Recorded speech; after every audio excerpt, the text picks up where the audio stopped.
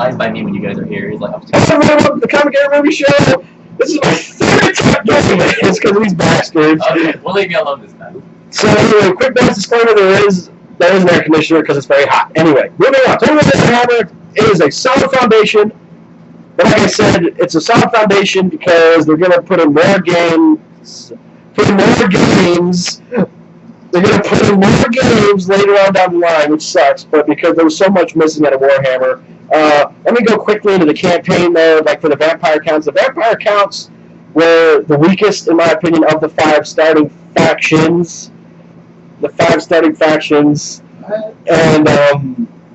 And so anyway, the units were expensive. I tried to explain this in a previous attempt, but I'm just going to quickly dumb it down real quick. Now you have bloopers.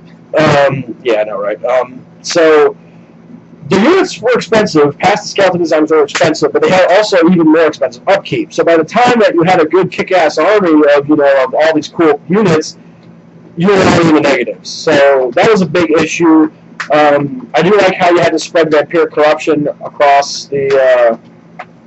Yeah, at least flags better. So you had to spread vampiric corruption through a enemy province before you took it, or else your army would take attrition.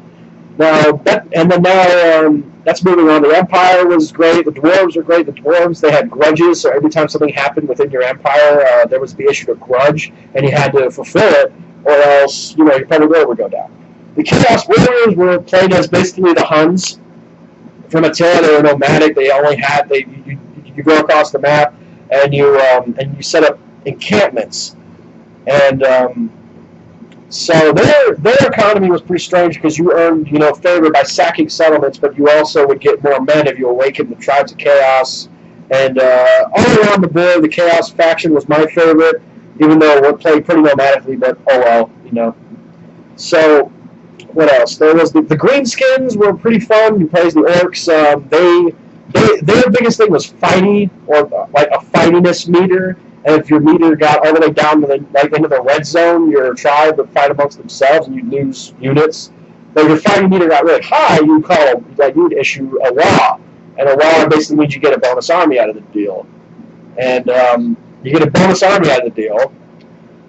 And now the AI was pretty solid. It gave me a pretty good run for my money, even on normal.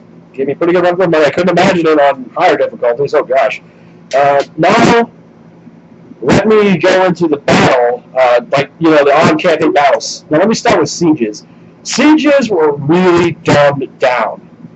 They were really dumbed down, and it really made me mad because sieges now was either one wall facing your army or 2 walls.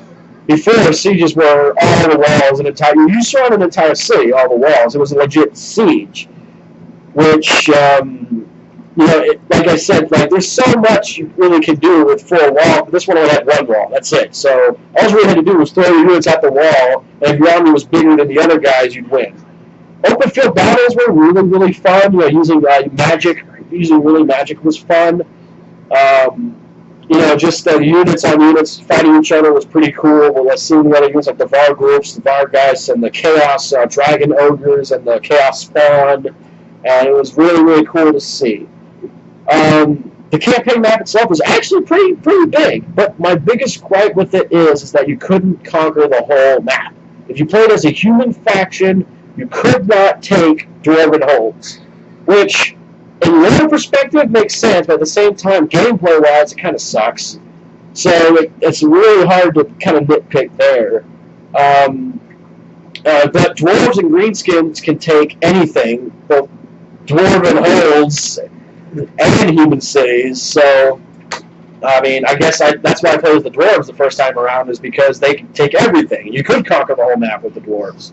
But, so that's my general opinion. This is a pretty short review of it. There's really not much more to it than that. It's actually a pretty simplistic Total War game.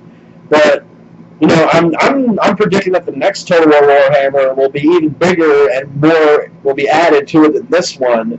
So, which really, in my opinion, like I said, it's all give or take. My opinion was that they could have done more to it, or they made it seem like they were doing so much to it when the final product came out, it just wasn't there. Total War, yeah, woo!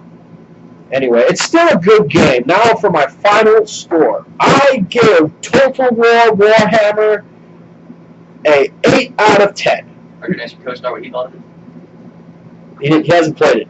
Doesn't count. I didn't even tell him to come next to you. He just came next to you for some reason. He's got such a screen. Whatever. He I can't control him. He stares at the camera. So anyway, I give it a solid 8. It's a good game. I recommend if you're a fan of strategy games, empire building games, I encourage you to go buy it because it's a solid game. But I encourage you more to go buy Attila more than this game. Attila had so much more to it. Yeah, the AI was kind of funky and something was a little wrong with it, but Attila got a lot right. But in my personal opinion, Total War Shogun 2, that's the best Total War game so far. So that's my general opinion on it. It's a solid 8. So anyway, guys, thank you so much for joining me on the Common Game Movie Show. Please remember to like, comment, and subscribe if you want to see more of me and the rest of the gang in the future. And I will see you on the next one.